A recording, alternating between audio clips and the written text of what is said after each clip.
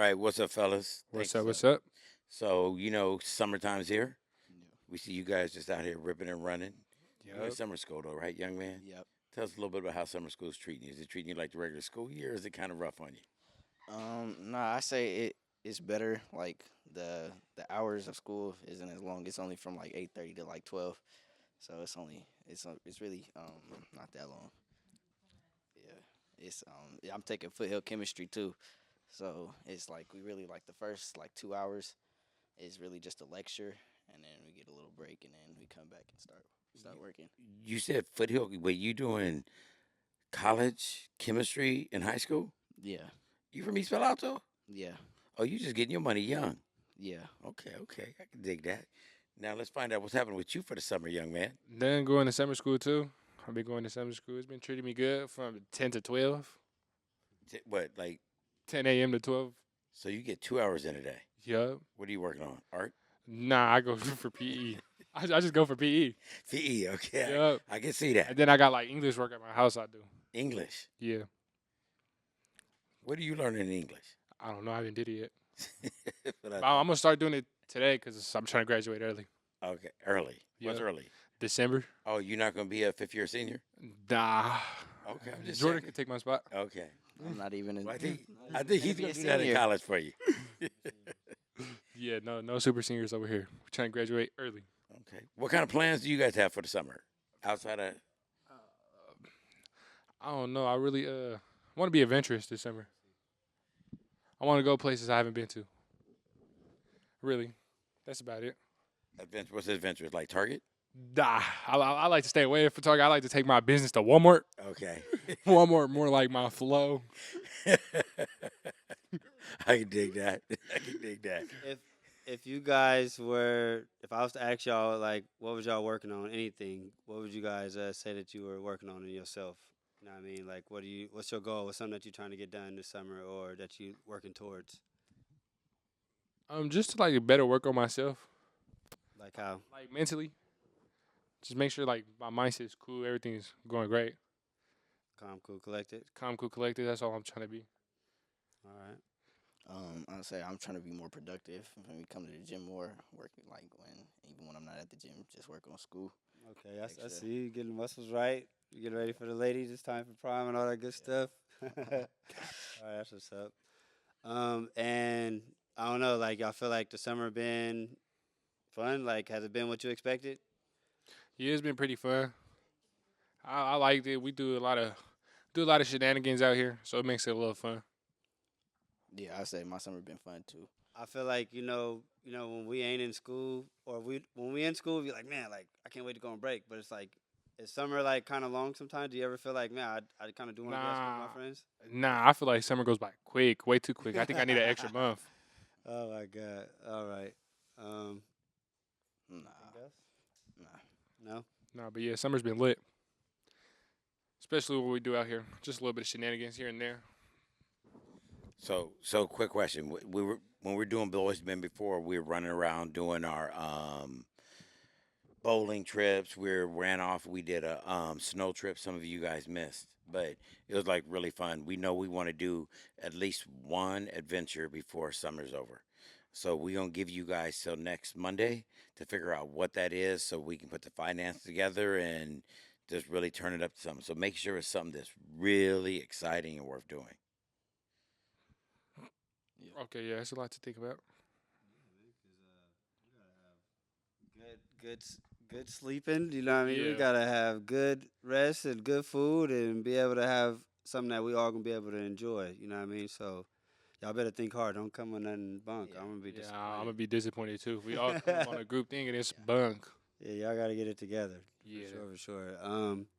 What did y'all like? Well, Saul, you didn't go on the last one with us. But what did you like about the last time we went out? Even if it was the bowling thing. I wasn't throwing a bowling thing either. You didn't go on the bowling thing either? Nah. Oh my God, I'm tripping. Gotta hold it up. Oh, my bad. Yeah, so my bad. Last time we went, where did we go? We went to the Father's Day event. Yeah. What did you think of that?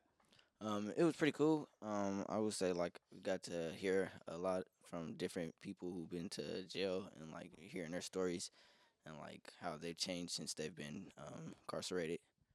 What did you think about the lady that really touched me was the lady in the wheelchair, and her son that was in L.A. Yeah, County. yeah. Like, what did you think after hearing her?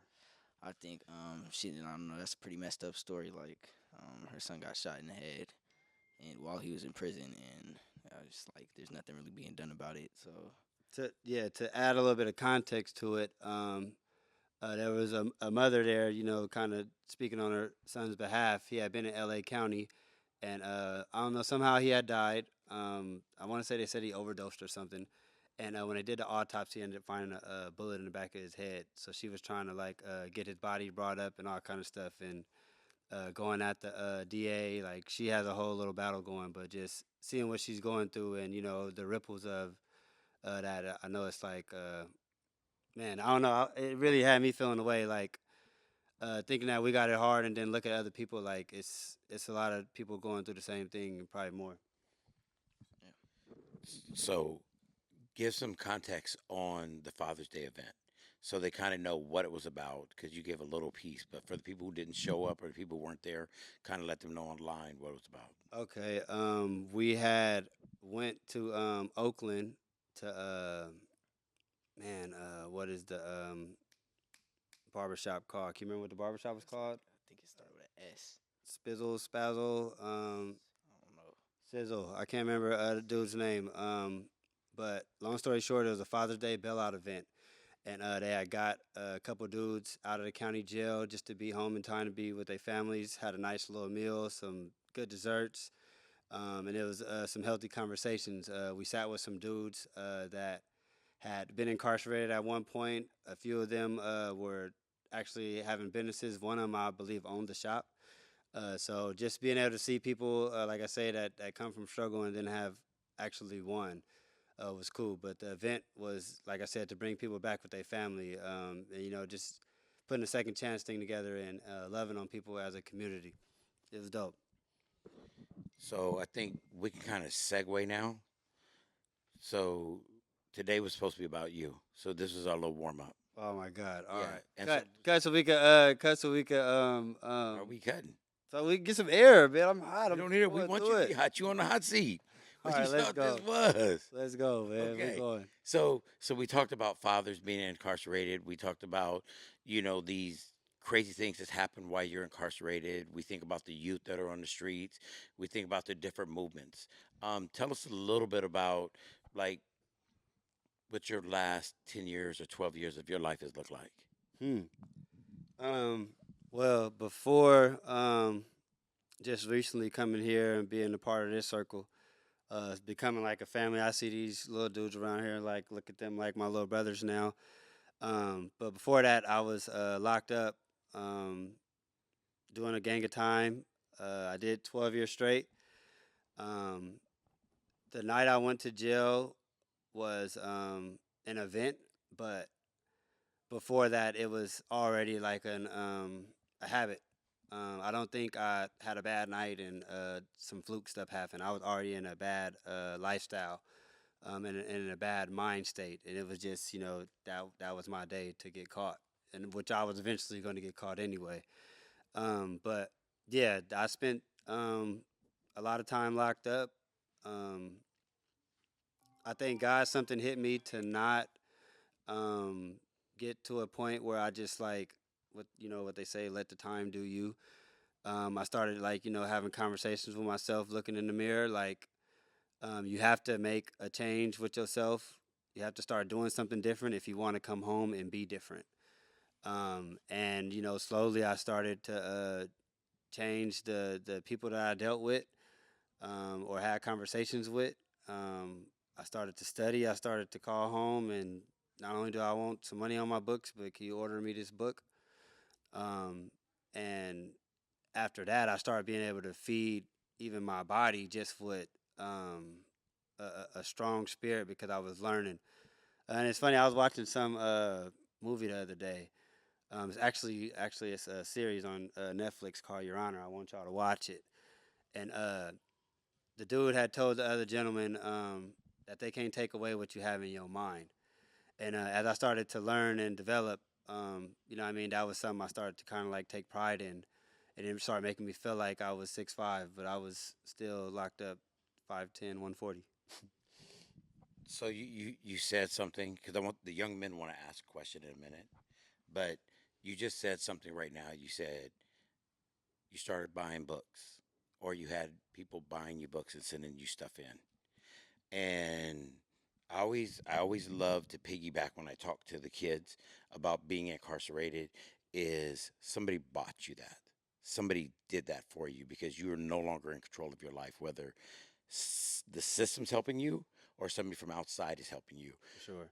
How humbling, I mean, just really how humbling is to when you know you need somebody to answer that phone call, when you know you want to get that book or you need that package or you need something so your day functions a little bit better and you need somebody else to get that for you. Explain that to me.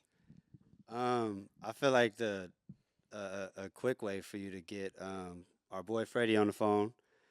If I'm on the other side of that phone, when I hang up with Freddie, I remember everything we said to each other, and I think about it, and I dwell on it, and it's either I'm feeling good about it, or I'm discouraged, I'm motivated, whatever. I'm checking myself, and yes, that's what that is.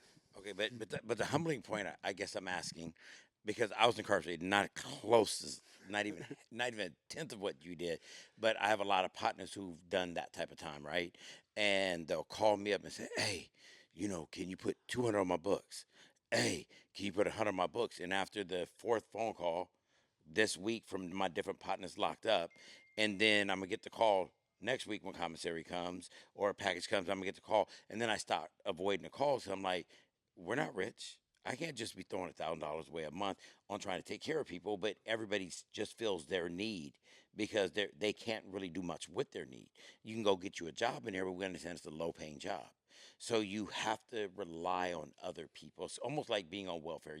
You're hoping that check cashes this month.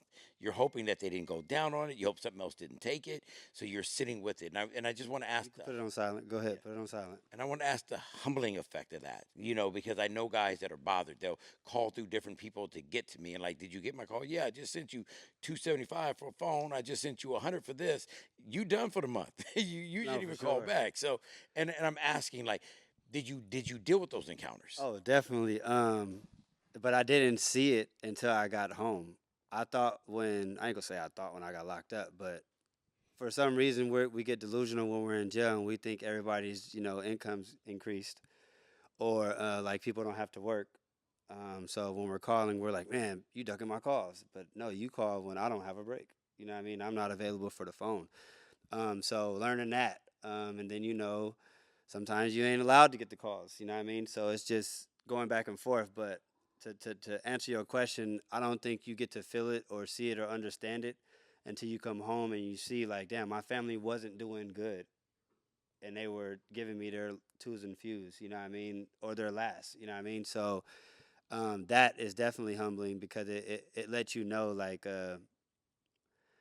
Even though my actions wasn't showing that I loved y'all, as far as like the family, the people that's looking out for you, they still love on us.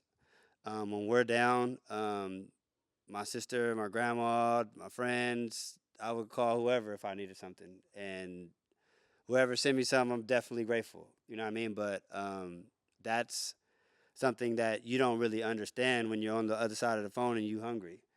But it's like, hey man, do you know that I got 3 kids and I got grandkids and whoop whoop whoop, and I just crashed my car. Like people could be going through things and we're not considered that when we're down. And like I said, let's say the part of not even being considerate, not knowing what you're taking away from at home. You know what I mean? And somebody actually told me this today. Like, I didn't put you in jail. You know what I mean? I didn't put you in jail. So whatever you had to learn there, that was on you. You know what I mean? You went there. You know what I mean? And that was the truth. You know what I mean? I had to hear that and I had to respect that. But like I said, that's something that I had to get out to look at my family and see like, damn, y'all was never doing good, and still every month I ate. Y'all got something? I just got a question. What year would you say was like a turning point when you realized like you got to change?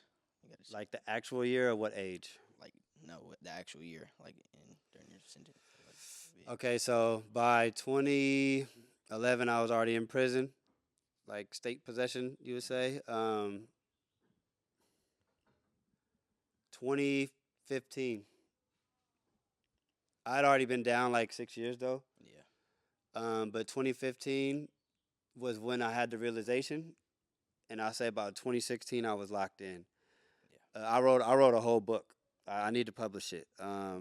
I was grinding. I had a cell phone and everything. I got to a point where 3 4 hours out the day I would slide my phone under the door and let somebody borrow it so I can write and read. yeah, I got the papers I can show y'all. Um, and I end up taking those pieces of paper, and then just I end up getting a job as like a education worker. I get to mop and shit or whatever, and the lady let me use the computer when I had a break, and I would type that shit. I worked at that job for like 2 years, and I finally finished the book. I'm gonna bring it to y'all. You got all kind of typos. Y'all gonna be like, DJ, you can't spell, my man. I'm trying to type fast, man, because I got to get it done. You know what I mean? And I'm reading my chicken scratch, but that is one of the things that I sometimes I look at that thing and I cry because I remember when them composition books was empty. One of my favorite stories I like to tell about writing is in jail, everybody's hard. You know what I mean? I don't care. Everybody's hard. Everybody's hard. You have to be. I used to like share some of my writings with dudes I used to respect, and I know that respected me. And I only was able to do that because I felt safe. I trusted them. You know what I mean? Like they wasn't from where I was from. Some dudes from LA, some dudes from Bakersfield, some dudes from whatever. But I started to open up, and I started to find strength in being real and who I was and how I felt. And that was like I started feeling like a monster. Like this is who I am for me, and I'm proud of it. Like you can't make me feel like I'm stupid because I don't want to waste my life no more. You know what I mean? And that shit started giving me like a crazy confidence. But again, back to I didn't really finish it like I wanted to say it. When I used to share those writings with people, I used to get like, we send kites. You know what I mean? You send messages to each other. I get a kite like, bro, you being lazy, bro. You ain't slid the book in a couple days. But I might just be in my feelings, or I'm cupcaking with the girl, or I'm playing a video game, whatever. You know what I mean? I'm not in my grind sometimes. But I started to like tell myself like, damn, I got even the gangsters like, kind of tapping in and wanting to have real conversations with themselves because that's what it was. I want to give a shout out to this book, Rick Warren, Purpose Driven Life. I damn near recommend everybody to read that book. It's a book, you read it in 40 days. It has like 5 or 6 questions in it. I'm saying that wrong, I lied. It's about 5 or 6 pages per day. You're only allowed to read 5 or 6 pages, and at the end, it's like 3 or 4 questions. Answering those questions truthfully, because like you can't lie to yourself. That's when it started being like, oh, you know what I mean? Then I start getting away from like I did this because I'm from the hood, or my pops was this, and I started being like I did this because I wanted to do this, or I started doing this because it's like I was being a follower and I wanted to be accepted by who I thought was tight or whatever the hell. Like, but once I start being able to say that, it's like the thing I say now, like I don't need nobody to tell me that my breath stink. I should already know. You know what I mean? So I shouldn't like have to be around dudes to feel confidence about myself. You know what I mean? That's one of the things that I really had to tighten up on. Shoot your shot. I don't know. That was a lot. I don't know. Let me see. Let me think.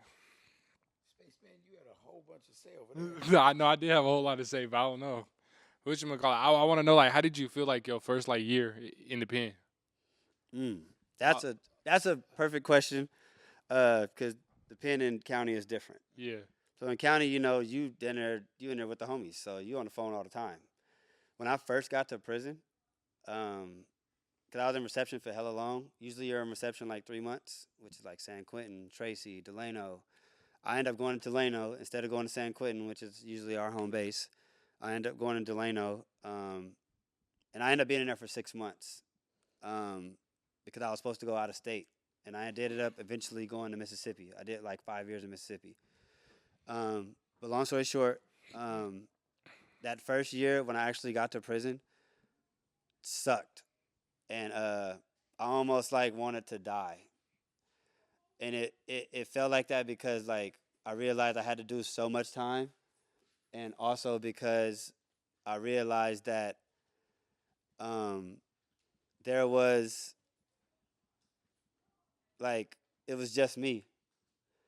I had like I ended up having like a little phone book with a couple numbers and stuff written down, and like I couldn't get like in contact with nobody. Nobody had money on the phone like my immediate family, right? So then I end up, I'm doing my time. I meet some solid dudes. This is still within my year. Um, I meet some dudes. I get cool, and he kind of just pulled me over one day, like, "Hey man, you want to use the phone? Have you talked to your family?" Right? And I'm like, "Hell yeah, right?" Cause I hadn't talked to nobody, but I had them numbers, so I'm like, "Ain't nobody got no money on the phone, but I could at least get through for free, right?" And y'all not gonna believe me when I say, then half the number I called was disconnected. Um, and that was like the scariest. I've never been that scared, and I've been shot before. I've never been that scared. Like, damn, like this is a long ass time to be by myself, to not be able to talk to nobody. That was the scariest feeling ever, and I want you guys to understand what it means for me to be able to use a phone in prison. That's like to use a phone for an hour in prison is like $200 because if you want to buy one, it's 3,000. You know what I mean? So you ain't just able to be on the phone like that. So if you're able to call somebody directly and get through, that's a blessing. I didn't even get that dude no money. He just wanted to look out for me, and I didn't talk to nobody. That was the scariest thing that I've ever been through, and that's like one of the things that got me so driven and like uh, has this work ethic because I never want to feel like forgotten again like that. Like I don't know, I can't explain it. That was a cold day, man. That was a cold day. Okay, so we done switched out a couple, youngins. We got young Frederick Bro, that's not my name. and Jaliller. So Frederick the Entertainer and David So Jalil. today, our concepts are all built around DJ. Just his experiences in life, what happened to him, where he went, and now what he's doing with his life. So, kind of what we want are questions that you guys may have thought about. If it's not necessarily questions for him, things that you think he would answer, or just some thoughts you might have around something. So, I'll start with one. So, we're going to get off of. We just went through your first year in prison. We went through your changing point in prison. So now I want to kind of get to coming home. So you and me've had these discussions a little bit before, but I'd really like to understand. I want you guys to think of questions you want to ask somewhere around that. Is when you came home, then you start saying what you want to do. So what did you want to do with your life, and how did that start functioning out, and then where did you end up where you are today? I wanted to rap. I wanted to be a rapper. I thought I was gonna be a rapper. I thought I was gonna be a rapper. The funny part about that, I spent $1,000 on a music video. I got 6 views. I was like, the rapper ain't gonna work. I didn't even have $1,000, so you know what I mean. But that's the type of person I am. I go all the way, super hard about it. But yeah,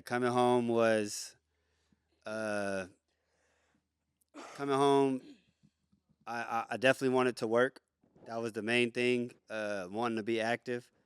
Wanting to feel like I'm moving around. Uh, but I came home in the middle of COVID. So I had to have a COVID shot, and I had to do all these little things before I could even have an interview. So imagine me, or imagine somebody coming home after 10 plus years with nothing, and for at least 70 days you can't work. You know what I mean? So it's like, I want to sell dope. I want to, you know what I mean, take a risk just to get me by, just something to hold me real quick, and I'll be all right. You know what I mean? So being able to, I don't know, combat them thoughts, and know like, man, I can apply myself at a different level when my time comes. You know what I mean? That was one of the things I had to hold on to, but it was a little tough.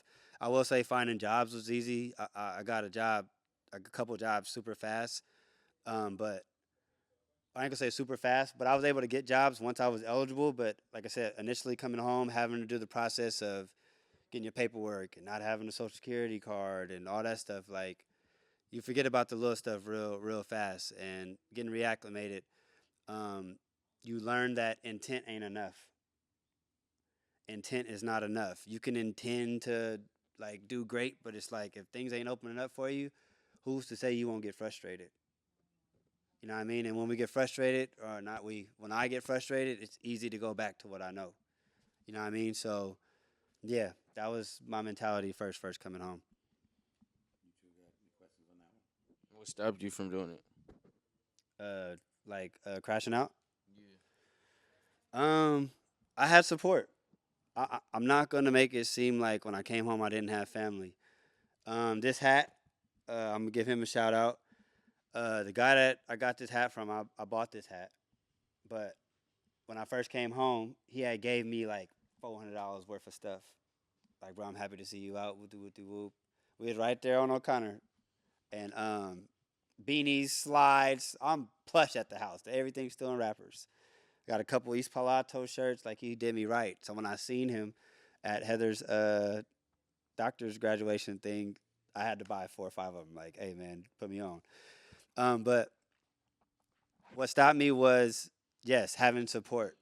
And also, like I said, I was kind of at a point where I knew I had something coming, and I'm gonna just pretend that I had a solid relationship with Gene, and like we were tight and talking my whole time. I was at a point where I wasn't gonna come home and disappoint him. Mm. I felt like he had put too much into me for me to not come home and be successful. Like for instance, Jalil, if some, or I ain't gonna say Jalil, I'm gonna say somebody random. If one of my boys was to go down and I was to look out for him, give him money, go visit his mom, send something to his kids, he owes me success when he comes home. Not a dollar, but success. Go out there, strive, and be productive. You know what I mean? That's what he owes me. And I have relationships like that, and keeping them in the back of my mind and having them constant conversations, I was able to wait that 70 days to find that job. That's how I was able to get through that. Like when you first got out of jail, what made you want to start like changing to take pictures and stuff? So that was actually that came on a fluke. That came off the rapping thing.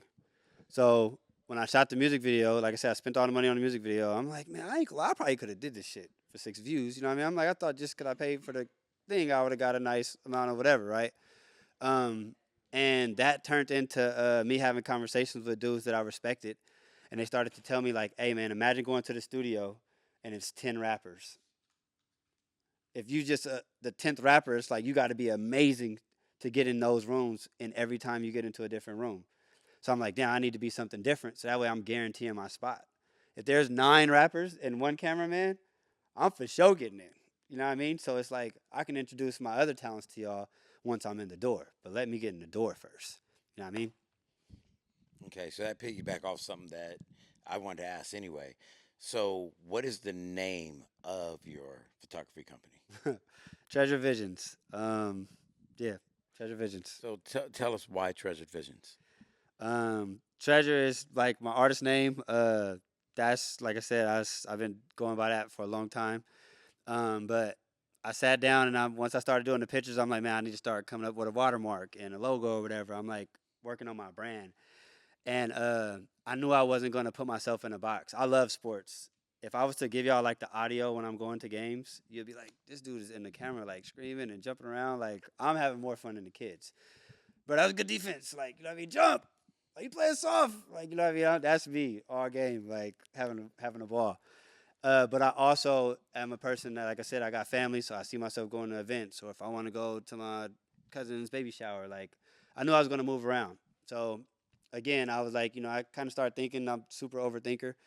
I'm like, what's something that's more broad? And I was like, treasure visions. Everybody has something that they treasure, or a moment that they treasure. You know what I mean?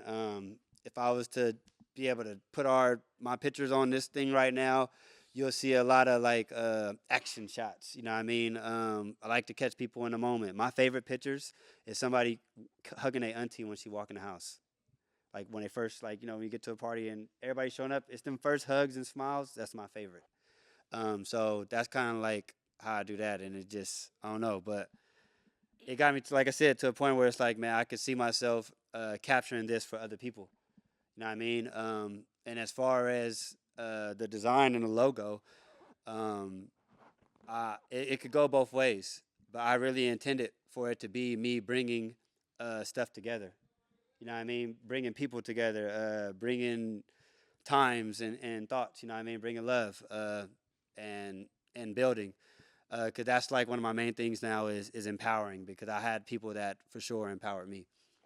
Okay, because when I look at it, and that's why I wanted to understand the treasure vision part, because perception is reality, and I always think about treasures, right? Like with me losing my son, every video, every picture of him is like super powerful. It's like it's a moment, it's a time, it's a meaning, it's something, right? And then I always remember when my grandmother, she got Alzheimer's, and when she was dying, she's laying in bed, and they kept saying she doesn't have long, and then she another 3 or 4 months. Oh, she didn't have long, and then she'd bounce back up like she's normal, and then she'd fall, and then she had Alzheimer's. So they said she kept going back into her memories, and they said so. It goes back to that old saying, your life. I mean, your life will run through your mind, Hmm. and you always go over there and say, and it will pass by you. Your whole life will run through it. And I always, when I think of your picture, I think about each piece going away, and each piece, and once every piece is gone, it's time to leave. So one is you're building all these memories, and then one is going out. So the treasured is so. I mean, it's you should play heavier on it because it is more powerful than you think. That piece of Yeah, it. appreciate that. You got something else for me, Fred?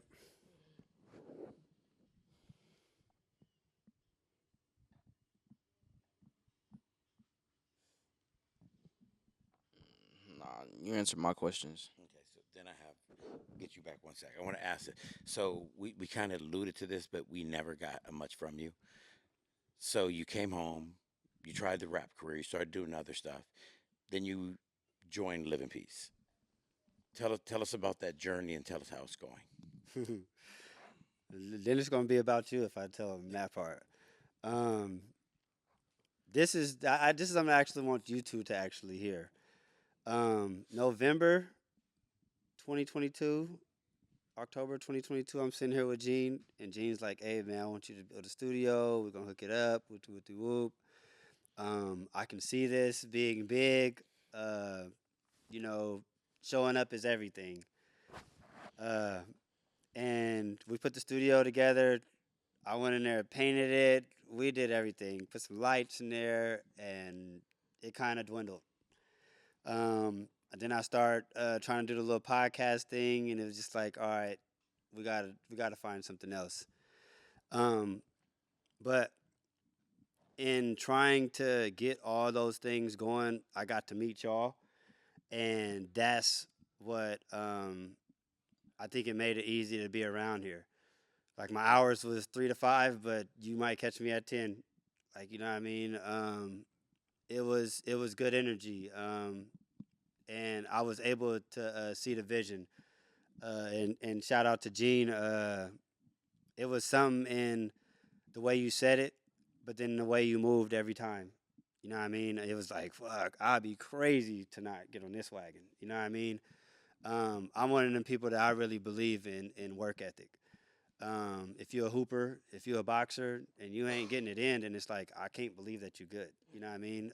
You're not finna tell me that you play basketball and you don't play basketball. Like it don't work like that. You know what I mean? And Gene, you somebody that I see, step and move around on a regular. So I knew, coming over here that it'd be a challenge, but also something that I knew I could live up to because I knew I had a fire in me. What surprised me was how much I like it. I didn't think I would be here for more than teaching y'all how to use music. Um, but Gene kept telling me, like, it's all going to be what you put into it. If your jab is slow, it's because you ain't been practicing. You know what I mean? If you ain't got conditioning for um, crunches and planks, it's because you ain't doing them at home at night. You know what I mean? Because it's not just when you're in the gym. It's what's being done when the lights is off. You know what I mean? And I don't know. That's something that I'm actually grateful for, and I think what made me stay is like being around y'all and trying to be in y'all life and have y'all in minds, I know I got to carry myself a certain way. So, kind of going backwards a little bit, I did 12 years. I wasn't perfect. That was 12 years of bad habits. You know what I mean? So I'm only been home a little bit now. I'm trying to get those good habits, and I get good habits by being around good people. You know what I mean? So yeah, I'm here because I'm working, but at the same time, I'm here for my mental too. You know what I mean? Because this is keeping me to be able to be there for my mom. You know what I mean? To be able to be there for my family, which is what I claim I want when I'm locked up. You know what I mean? Like I want to be a dad, I want to be an uncle, and then you come home and it's like you're never around your family. You know what I mean? You run the streets, you with your boys. So, and our boys never send us money. You know what I mean? Let's remember that our boys never send us nothing. They wish us well. They don't mean us no harm, but they can't really do nothing for us. They don't hurt like our families do. You know what I mean? I got a question. On your last few weeks, like where was your mind at getting out? How did you feel on your last few weeks? My last few weeks, I was like, bro, I need Like to like it's really work out or happening. something because I can't even sleep. Like, Mhm. just imagine I remember just saying like, man, I just want a 2014 car. Like, you know what I mean? Just something with a camera on the screen so I could see behind me and I'm straight. You know what I mean? Like, I remember I was FaceTiming this girl Mhm. and she was talking to the remote. And I'm like, girl, you drunk? She's like, oh, baby, you've been locked up so long. You don't know they got them remotes you could. I'm like, oh my God, that's what kind of TVs y'all got? She's like, yeah, they only $150. So I'm like, doing a budget and all that. I'm like, already got a plan on what I'm gonna have to pay for this and that and how much the phone is. I'm asking everybody. Man, I already had a whole little thing, and I came home and could barely afford drawers and socks. You know what I mean? It's like, oh man. But the last few weeks, definitely. I don't even know how to explain this, but anxiety, Yeah. overly anxiety. And the biggest part was, am I ready? And I'm gonna tell you why. That wasn't my first time going to jail. That wasn't my first time saying I'm never gonna do this again. I'm gonna be there for my family and whoopty whoopty whoop. So once it was like, damn, I'm actually at the point of coming home. It's like, damn, are you getting ready to go home and blow it again? Like that was something I really had to ask myself. You know what I mean? So having those conversations with myself weeks, prior to coming home, made that 70 days nothing. Because I had to be like, bro, you just did 12. You can't sit down and just have sex for 90 days? Like, come on, man. Like, figure it out, bro. Go to all the restaurants you could think of and have sex. Facts. Facts. For real. Facts. Go to Facts. all the restaurants you could think of for 90 days and have sex. I was on ankle monitor. I had to be home at 10 o'clock. The only way I could be out is if I was at work. I never, ever was past 9:50. Like Smart. I wasn't playing about being home. I wasn't playing about being free and coming home to be successful. Like I was so hungry about that. Like I wasn't finna play with that. My PO, I'll call him right now. We still cool. He used to tell me like, bro, stop calling me. I'll check on you. Like you don't gotta update me every time you get a return call from somebody. Like do what you gotta do. Let me do my job. You know what I mean? I went from getting house visits every month to like, hey, meet me at Home Depot. I just want to see your face, and if you're not high, you're good. You got it. Which Home Depot? I don't got to drive all the way to Oakland. You know what I mean? Like that was a real thing for me. And it was easy. It was easy. Any more questions? You first went to jail. Like, how long did it take for you to start getting comfortable? Comfortable. Ask it again. Yeah, ask the question again. When you first like start going to jail, how long did it take for you to get comfortable? Now I want to make sure I'm answering right. Do you mean comfortable in jail or comfortable?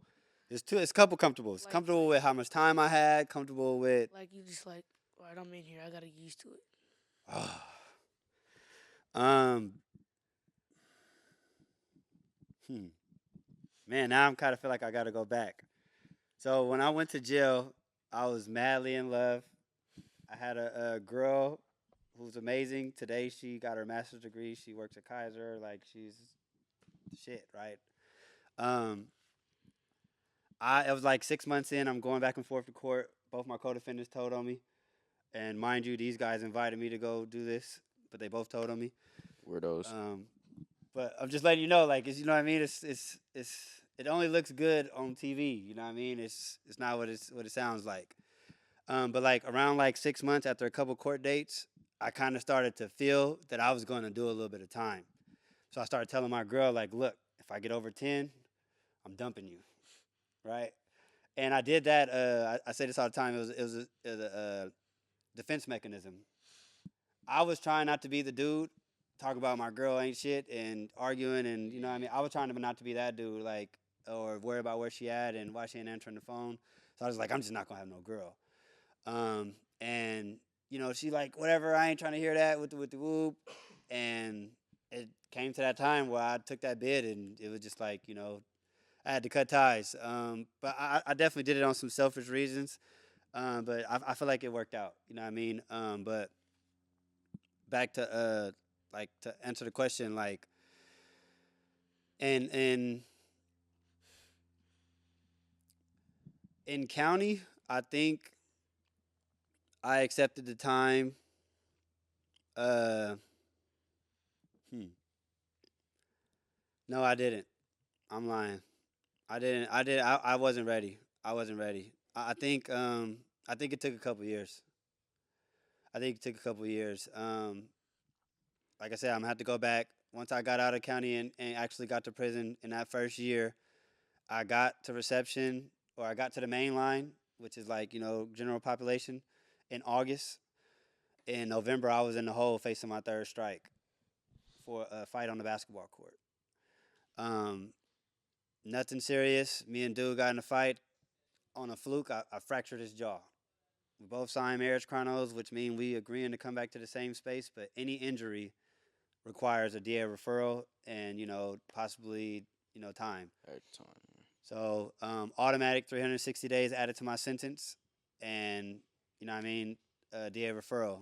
Thank God, dude, continue to keep it solid. So I never had to deal with the DA referral, but I did get the extra year off a basketball argument. You know what I mean, like, and it was just I didn't hit him with nothing. It was just he could have did me the same way, and he also could have hit me, and I could have like broke my toe. And this is something I learned because I read the rule book. It's called a Title 15. If you injure anybody uh, or put somebody to sleep, even if they get back up, if the police see it, that's a strikeable offense. That's called an A1 defense. It'll definitely have you in trouble. Um, yeah, I feel like it definitely took a couple years. It took a couple years, and it was I would say, hmm, oh man, I don't know. I feel like it's a tough answer to say that I accepted it because you never do. I feel like you just deal with it. I feel like you learn how to deal with it. And all that leads to like burying. You know what I mean? And then you bury, and then when you finally explode, it's big. I have a lot of stuff to still work on. You know what I mean? From all that burying and all that dealing. You know what I mean? Acting like it's cool. Being on the phone like, yeah, I'm all right, but I'm really irritated. You know what I mean? And it could be because I couldn't get an unlock. I needed hot water for my food, or they don't want to do showers today because the fucking Super Bowl is on. Short of staff, like everybody up in here, it's the same dude that was here yesterday, but we can't get showers today. You know what I mean? So it's like getting through that and doing that, you become numb. Um, Same thing, this is kind of like off, but same thing with death. We become desensitized. I have another question. All right, so the first day you got out and that night you went to sleep, and when you woke up, like how did you feel? Like I'm really home. Like I didn't wake up behind the walls. Like how did that Man, feel? You woke up. everything in the refrigerator was like crazy, like good. And it wasn't like really like hella amazing stuff Yeah, but it was It was good. just like, Yeah. bro, leftover barbecue from 2 days ago is fire right My now. mama. Like, Grams, where the potato salad at? Like, everything was fire. That was like the main thing, bro, for the first couple of days. Showering without shower shoes. Yeah. And I actually put my shower shoes on a couple of times, got caught. Like, bro, you know, take those off, get in the shower. You know what I mean? Like, you don't Yeah. wear slides in the shower no more. Man. Getting past that, and and like I say, the eating part, I was like so fascinated with like just like damn, like I could really just go eat when I want. Man. You know what I mean? And it's like Anything. everything had me full, like small portions. Like it'd be like, man, like taste buds was like everything amazing. You know what I mean? So I don't know. I enjoyed my first little moments, like, and I tried to keep beating that into my head, like, man, remember how grateful you are. Because we always, swear by the Bible when we locked up that we're gonna come home and be appreciative of the small things. But when I came home this time, I was really like, damn, like, thank you. You know what I mean? That 70 days was nothing. You know what I mean? That 70 days was nothing. Girlfriend, if you want to kick it, we gotta be at the house by 9 o'clock. At least driving this way by 9:50. I need to be. You know what I mean? We can sit in the house. We can sit in the parking lot, but once this thing start beeping right here, like it's over with. I didn't do no plan about that. Like, it. Parole was the easiest thing I ever did. It was easier than probation. Yes, but not because of the difference of what it is. It's because where my head was. Mm. I got my first job. I got my first like little bit of money from parole. Mm. What we don't know because we scared of parole and we always be like, we gotta run from them people, like avoid them. They have resources for you, so they give you money for rent. I had the option of getting my first and last month rent, or having them pay a third of my rent for 3 months, just because I was on parole and did a significant amount of time. But you don't know that if you don't communicate with the people that's supposed to be helping you. Yeah, they're supposed to spank you when you mess up, but they're also supposed to give you everything that you need. Who paid for my license? My parole.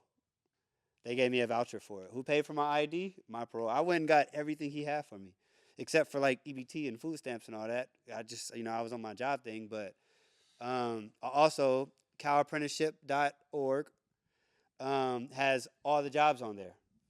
Any voc you could think of, I was able to sign up for that and get in contact. Like, I took advantage of it. I took advantage of parole. That's what I think made it easy. Like, I wasn't making it to where it was a burden. I'm like, this is a resource. This dude has to help me if I need help.